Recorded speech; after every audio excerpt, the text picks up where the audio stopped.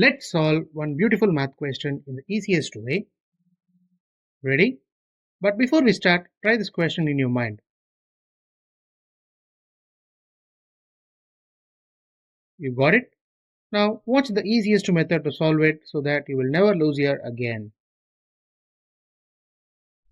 We have 5 into 25 plus 10 minus 5 the whole divided by 5.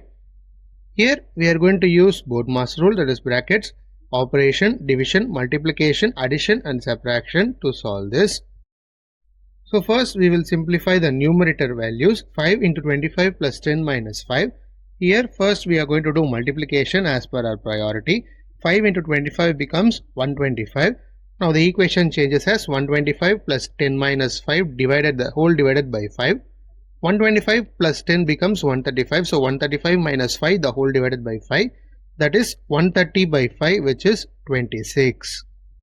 Therefore, the solution of 5 into 25 plus 10 minus 5 the whole divided by 5 is 26. If you found this video helpful, hit a like and share it to your friends, and don't forget to subscribe my channel for more tricky problems like this. Thank you friends, we will meet in a new interesting video.